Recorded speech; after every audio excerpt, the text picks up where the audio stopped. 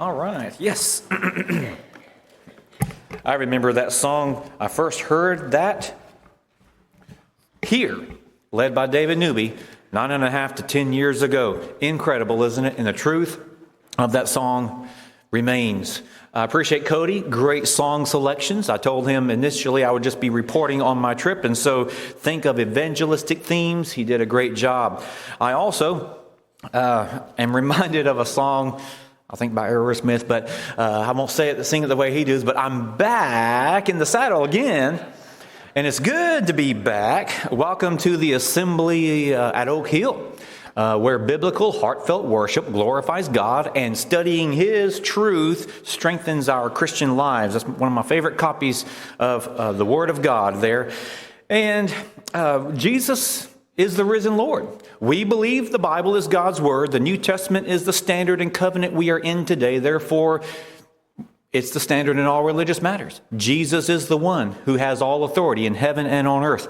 And that's why we live out the Great Commission, encouraged by Larry Warren's comments as well. He was speaking to his apostles. We are all his disciples called by the word in that sense. And so, of course, this is for all. And I'm thankful for that emphasis. We have the Great Commission. We heard it just a moment ago. And we say it this way for ease of saying it in unison. Would you say this with me?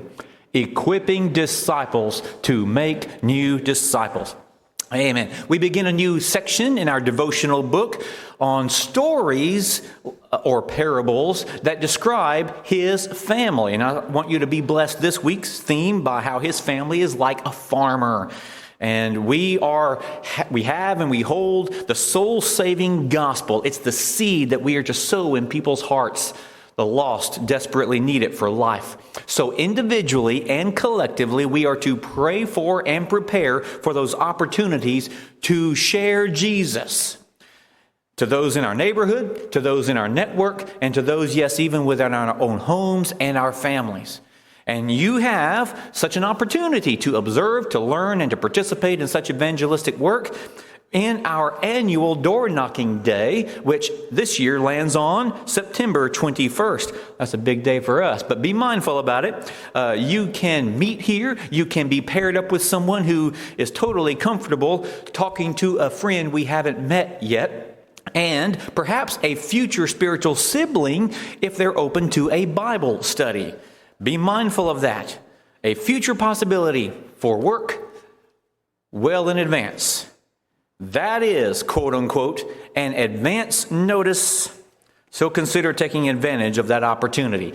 Those are the words that my brother James, who's 9 years older than me, knew to say to me over 6 months ago if I were to take advantage of an opportunity when he invited me to go with them on what became my first out-of-country mission trip in 16 years. It's just incredible how, focusing on local work, the years add up. And prior to that, I had been several times to the southeastern region of Africa. And whenever Dorian Flynn is here reporting, I feel like he's giving me an update on my friends. Some people I went to school with and lost track of, and they ended up over there. So that was encouraging. But today is obviously not a typical sermon. And what I went on was not exactly a vacation, but it was a great time for spiritual rejuvenation with focused work. I don't travel with my brother and sister-in-law very often. They tend to accept invitations at the drop of a hat, in my terminology, very short notice. And then they kindly ask me, do you want to go with us? And I'm thinking, that's not how I roll, okay? And if you've known me for a long time, I'll give some clues that explain a lot of things. We've all had encounters. But one of my pet peeves is late notice for requests when you knew weeks before. Just know that, okay? But for me, long-term notice, all details up front, and every logistic set, nothing to be decided or determined later or on site. I, therefore, just don't travel much, and certainly with my brother. And he's going to watch us later, so that'll be fun. But surprisingly, and he knew how to work with me, this trip was meeting all of my criteria. And it was obvious that this one was going to be different. I was familiar enough with the work, hearing his reports, because he had been there frequently since 2015. So I knew the people, knew the work. And with calm confidence and commitment, I got excited when I told my brother, okay, book my tickets, I'll go there. And frankly, I did not exactly know where there was. I'll share something about me that I just acknowledge as an adult as I look back. When I was a kid, I did love history. I enjoyed history, but geography, not so much. I cared about what happened more than where it happened. It happened on planet Earth. I share the same planet. That's all I need to know. At least later on, I see some significance later on. But that's my mindset. And that thought pattern still manifested itself today. You'll learn a lot about me today. And even though the lesson is not about me, it's always about Jesus, I chose to let myself be seen a little bit more in this case because it's a narrative. It's a report with a lot of devotional thoughts. As much as I love details and all the details, I never seemed to care about focusing exactly where St. Vincent was, but I knew that we were in the same time zone and that it was somewhere south. I remember that. But if I just showed up at the right gate, the right plane would take me to the right place. That's all I really cared. So it wasn't until I was on site that I used my phone and screenshot exactly where this was. So I'm happy to report that this is where I was, the southern Caribbean island, or Caribbean, whatever, island of St. Vincent, 2,000 miles south of Rome, Georgia. It only takes 30 minutes to drive across the distance of that 17-mile island. It's 142 square miles occupied by 115,000 people. You can make comparisons to Floyd County if you're thinking about that. Most of the people, they don't own a car and travel isn't as convenient for the locals. If you have a few of their EC dollars, you might get a good taxi if you're lucky. But a total of 9 congregations, 9 New Testament congregations occupy that place. And each of them with memberships ranging from maybe 20 to 125. Each congregation worked together, highly anticipated, and participated in this worthy effort. So for me, let's start at the beginning, just getting there. It's only a 6-hour plane flight, a lot better than the ones that I was used to. But my 18-hour travel day started at 12:30 Saturday morning after only 2.5 hours of sleep, and I'm driving to Atlanta. I'm so thankful for Michael Ramsey for introducing us to the parking spot because got to the airport in plenty of time. And I'm the type, by the way, that to save a lot of money as well, I don't mind to have long layovers at the airport. I would rather wait half a day, and I've waited half a day before, to also avoid the anxieties, the pressures that come with rushing and potentially missing a flight. Keynote for later. I'm happy to roam. And plus, Terry has often said that something about travel just wakes up my stomach. And I love to eat. I'm used to fasting, intermittent fasting, of course, but there's something about travel. And part of the fun of traveling is eating. So airport food court, that's what it's all about. I'm very comfortable in the airport, okay? I don't mind. I'll be there all day. Yay! That point is stressed. Moving on. From Atlanta to welcome to Miami to all the way to St. Vincent, I call it touchdown. From the time we touched down, every time I spoke to myself a line from Obi-Wan in the Episode 3 movie, another happy landing. And there's a reason for that. Something else you need to know about me. I love flying. I love it. I would be the type to just book a round trip just to say I had 2 flights. I don't do that, but I would if I could. I just love to fly. I'm thrilled when those turbines crank and propel us, accelerate us, and then propel us, thrusting us into the air. But all that weight and speed and the physics, I tend to overthink the landing. I know that it's planned. I tend to overthink it. I'm getting better at that. My skydiving days kicked in, and I would much rather take off and then jump out. I'll take care of the landing on my own. Thank you. That's my style. That's just me. But after landing, I walked into their new airport, and they are very proud about this because it's the biggest facility built, and most recently, but they're really proud of that airport. And I was picked up by family, the local minister, whom I'll show you in a moment. I was taken to my booked room at one of many little guest houses for economic travelers like me who just say, I just want a room and running water if possible. I'm very easy to please, maybe in that sense, at least if I had those 2 things. But we did arrive, and I'm so thankful that we could stay in this nice hotel, 5-level hotel there, built into the side of the hill. And it was just up the hill from where the tent meeting took place and all of the other work with VBS. If I had not booked early, I couldn't have stayed there. I don't know what would have done, because the government there recently issued for these type of places to be converted into long-term dwellings for those displaced from the recent hurricane. And I was the last paying guest resident for room number 5, and it was changing even while I was there, so very thankful I had a room. And again, great location, central to the site, but we were mostly on foot the whole week, mostly. If we were in need, we had the means to be taken, but you put in your request and you wait for that to be occurring.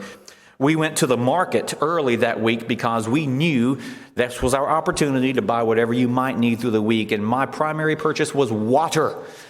Like Indiana Jones, lots of water. Lots and lots of water. That was it. And I lost a few pounds, of course, throughout the week, but I stayed hydrated, that's for sure.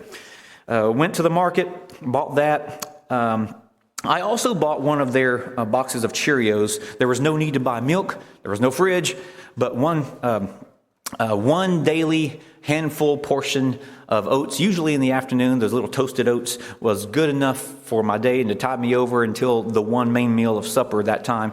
And someone would say, you could always try fresh goat milk. And I'm thinking, again, just one handful of cereal, good enough for me. Moving on, and that's another story. I did not go hungry, though. My brother took a selfie with this assigned cook named Douglas, and of course there's a lot of great study and influence behind that story, and good news I'm here to come. But we would gather here in the mornings because of just a scrambled egg. For less than what you would pay through a drive-through, he was happy to minister to the ministers this way, and he just really took care of us. He saved us by the things that he did and scurrying for the food and cooking it as well. It saved us hours worth of focused work. And people ask me, what did I eat? I could not tell you what I ate. My brother and I are still trying to figure out certain things. But I know this, if you wanted to go to bed without starving, you ate what was prepared. There was no menu. You just happily received. What I did not recognize tasted great after a long day. But what I did recognize was staring back at me. And it quickly won those no blinking contests. But I cleaned my plate, and yet there were some, fragments. It was nice to see not the dinosaurs, but the mini-saurs. Lots of lizards that happily love the leftovers. You get used to that. And my room was thankfully very quiet. Now, they love music there. If you have a speaker in the area, and people blast it, it's considered entertainment. Thank you for, entertaining us. With me, in this culture, my preference, in the world of earbuds, I should never hear your music and you should never hear mine. But that's just my style, okay? It's a different work environment for people, but I like to study, hear that little voice in my head. So thankfully, my room was quiet. And I reviewed my lessons and I rehearsed my tricks. No matter how tired I was at the end of each day for the next day, my clothes were always drenched with sweat. No matter how weak the water pressure, I was committed to taking some type of a shower and refreshing. And I did have to change back into some of the clothes I had just worn because that's just the way it is. But I took several pictures of this beautiful scene. Saturday morning I arrived, and it was my first time to meet the minister there as well, Mark Charles. I want to tell you a little bit about Mark Charles. He's the brains behind this whole operation. My brother shared college years with him, and if we had not kept in touch, we would have not known about this work. I'm impressed. I was always impressed with his devotion, his skills, his wisdom, but I later learned a lot more about his character. If you're taking notes, these are the types of notes to take. They shared classes in the mid-90s. Heritage Christian University at the time was International Bible College in Florence, Alabama, and they have had a great scholarship program for the foreign students. Legally, sign those papers, of course.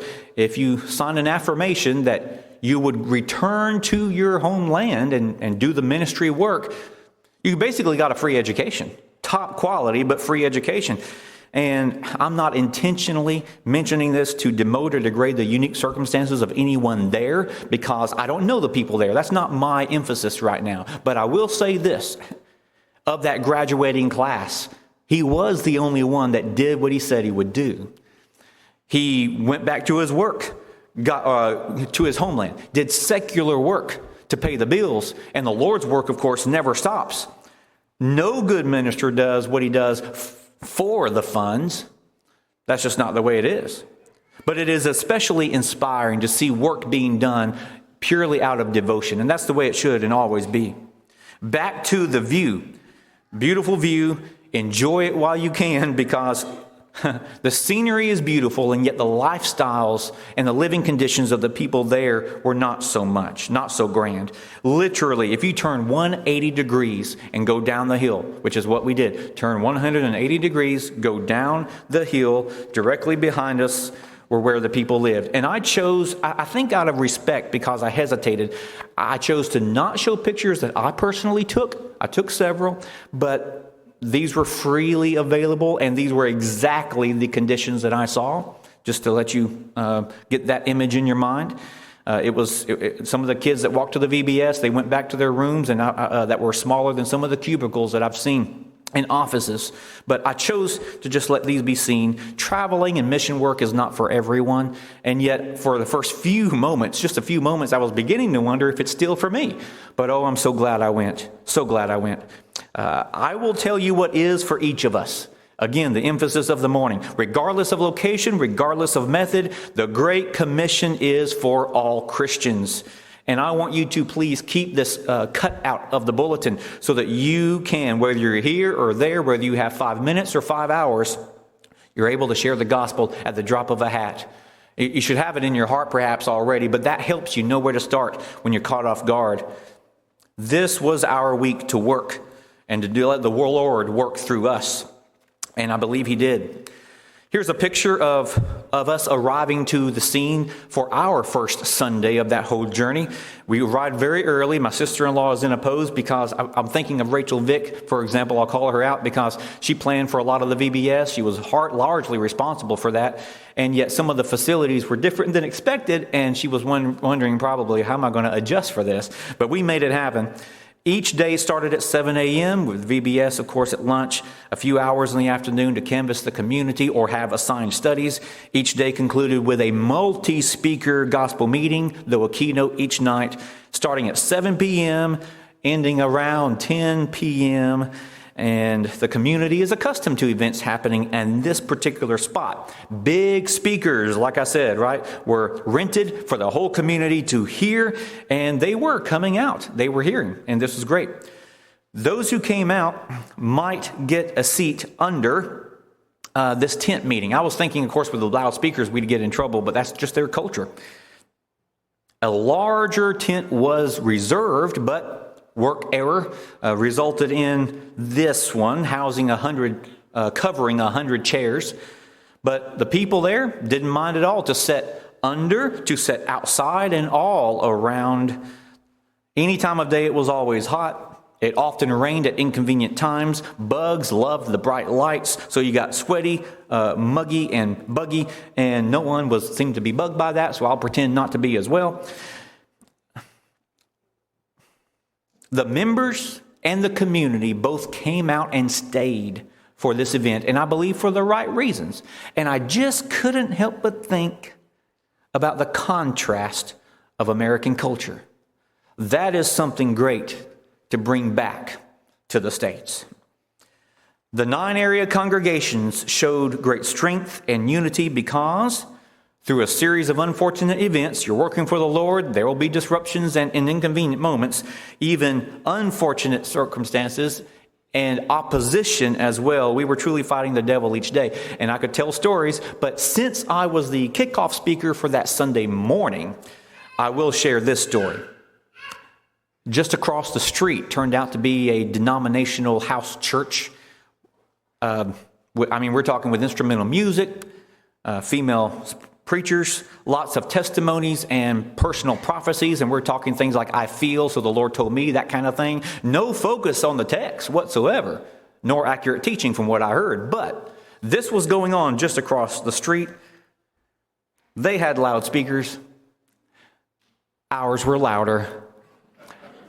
And I'm very thankful for that. The congregation, the Lord blessed that moment for me with focus. And you know how I don't like audible distractions because I like full focus. That's just how I'm conditioned. But with focus, with boldness, yes, and with calmness, a piece of serenity as well from the Lord, no doubt. What they did, seemingly, I'm told later, perhaps out of spite, countered by everything that I believe was right.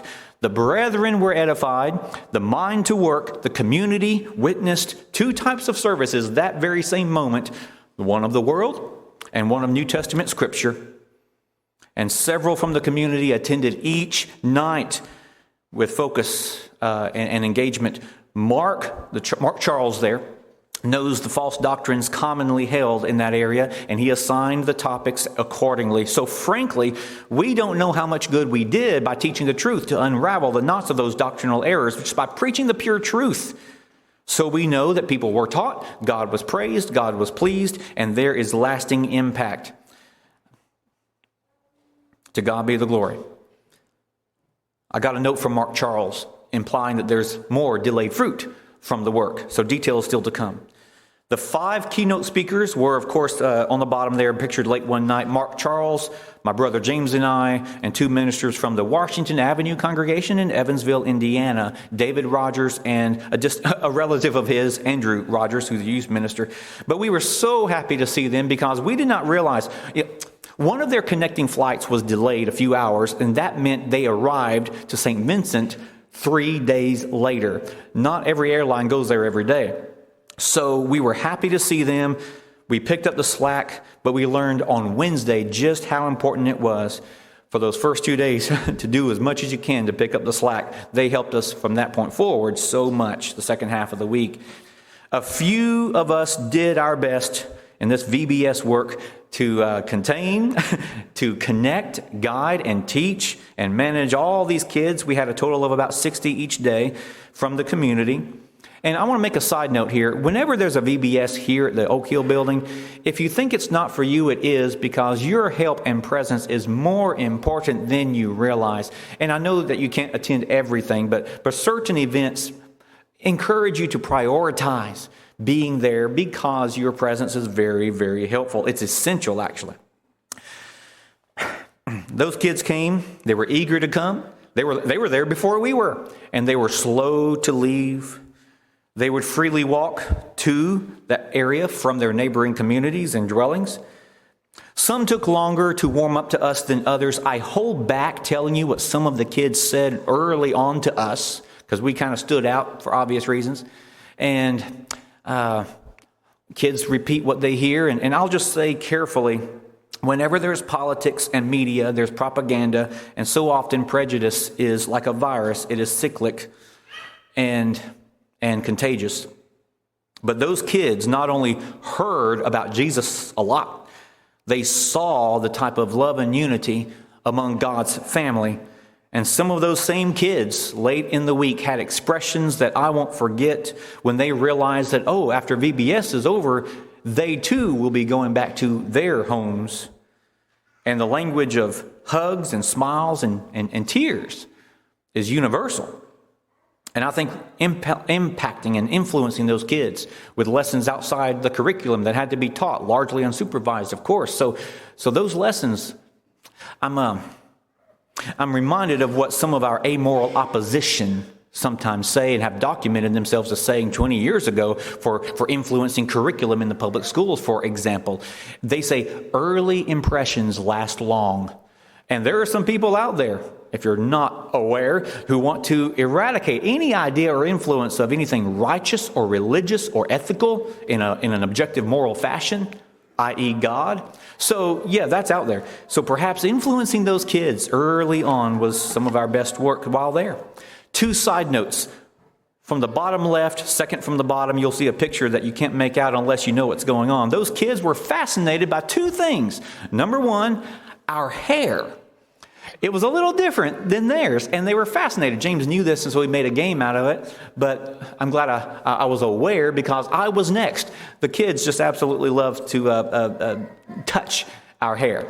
And also, they were befuddled by, I'm happy to say, my magic tricks.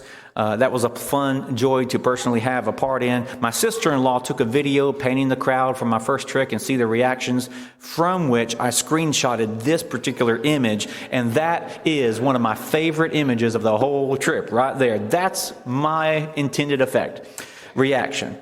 Those were some kids who were members within the families of the Arnesville congregation sponsoring this and hosting it. But Friday afternoon was time to sightsee a little bit. The work never ends, but you've got to take a break to recharge. And we didn't have as much time as we wanted. But just on the west side remains a movie set. The remains of a movie set and the opening scenes of Pirates of the Caribbean, right? And that's a famous scene. On the south side, we took a huge ferry boat on a 3-hour round trip to Gilligan's Island. I'm just kidding. We wanted to come back sooner than that. But it was a 3-hour round trip, 1 hour one way. We only had about half an hour once we got to what my brother says is the most beautiful spot on the island of Beckway. And they had done some mission work there in years prior. They provided supplies to help the congregation there go about half a year plus in some of their curriculum. So that was another mission effort to go there. And even out there, way out there, I found the Pizza Hut. I'm so glad I did. And we're talking, this is not the franchise. This is it's a hut and it sells pizza. So it's the Pizza Hut. So it's the real deal. And there's no slice of pizza on the original picture. I already scarfed that down. I was so hungry. So I imposed a little image there of a slice of pizza. Well, we got back just in time to shower for the final meeting night. And, we got all of our clothes back. I turned them in on Wednesday. And I thought, there's a line I'm thinking of, and I adapted it from one of my favorite animated Transformers movies back in the mid-'80s. Yes, I was a kid back then. Optimus Prime says, Megatron must be stopped no matter the cost. And I thought to myself as I was putting these way sweaty clothes in the bag, I said, these clothes must be washed no matter the cost. And even if they're lost, frankly, because they just need cleaned. Well, Friday afternoon, all of our clothes returned, and it was such a great pleasure to pack suitcase with clean clothes, ready for the travel home. I loved serving the Lord in various ways that I am skilled or developed, and in ways that I'm not. It was satisfying and challenging. Take some notes. What I did not foresee, even though I knew it would be, was just how special and significant it would be to serve in this capacity with my family. I just didn't anticipate the joys that would come that way. I mean, my brother and I were ministers. We each do different things, and so naturally there'd be some similarities, but also our differences working together to complement the work and the efforts only strengthened appreciation and camaraderie. That's the way it should be in the church's family. I mean, in the Lord's family. That's the way it should be. And I wish I could tell every preacher around the world, and in my own ways I suppose try, Christian service is not a competition. It's never meant to be that way in anything. Serve in your function. Encourage the members around you. Edify the brethren. And as Mark Charles would often say, it was a pleasure to serve the Lord with my brothers from another mother. I love that man's attitude. This wasn't a sermon today, as you can know, but I spoke many lessons. And there is a backstory to every 500 pictures that I took. But these mean more to me on this slide than I can tell and that I will. But I'm just going to leave it and give you a rundown. The day's itinerary, it was nice to put my watch back on and say, I need this, if you can remember what that's all about. I mapped everything out. I have enough time, but the plane from St. Vincent left very late. That plane was not supposed to leave on island time. I love takeoffs. You already know that. So even more so when it began to accelerate to get us in the air, I thought about that one song, Take Me Home Tonight. I'm going home. I was looking at my watch the whole time, pulling up some images of the Miami airport, mapping out every step. Miami website shows all that a person has to do if it's their first point of reentry into the States upon landing. And even though I landed just 2 gates away from my connecting flight, I had to run. And when I say run. It wasn't a warm-up run. It was just hit the ground running while others walked around the whole complex for certainly even after rechecking my bag, which was waiting on that, every security checkpoint, and spanned the whole distance of 48 gates from the start. The longest time was waiting on my bag. So I'm ignoring that necessary time in terms of my movement. But after that, back to running, a few workers helped me. Others just flat out told me they don't think I'm going to make it. And that only is inverted as motivation to try. They say that no less than a 2-hour layover is encouraged for all that you have to do. And initially I had that. But my total procedural running time, minus the bag waiting, was 20 minutes to go through all that. And the plane pilot had said upon landing, we try to make up some time, about 20 minutes of time. So he made up the time that was essential for me to make it with a huffing and a puffing. My legs were feeling like lead. I was once again covered in sweat. But I paused to catch my breath and feel some circulation again when I saw people are standing. Okay, I still have time to catch that plane. And I arrived, of course, just as my group was loading. They were looking at me like, I had to give the gesture of, I'll be all right. Don't worry, I'll be all right. I thought about that other song, 6 days on the road, and I'm going to make it home tonight. Even my luggage made it with me. I'm thinking, I showed him. On that calming drive back, I had had enough of the pressure all day because of the time, the second half of the day. So on that calming drive back, I thought, there's coming a time when Jesus will return. The plane will depart. Jesus will return and take with those to heaven those who have that boarding pass. Tickets not sold at the gate. Must make reservations, right? As eager as I was to catch that plane and not wait another day, not be away that much longer, I would love to see people. And I missed a keynote on the key click on that. I would love to see people run, and I mean run, to any body of water to obey the gospel and become Christ's bride. In anticipation of that reunion with the Lord, Christ marched to that cross. Jesus marched to that cross. And he rose from the grave so that we would run to him and be in safe standing, ready for his return, ready for that assisted aid to heaven itself. People need to feel and to be told the urgency of getting that boarding pass, catching that flight, because there won't be any other. There won't be any other. Jesus is the way, the truth, and the life. People talk about second chances. Every second is another chance. That's why he's patient enough for you to put him on in baptism as we stand and as we sing.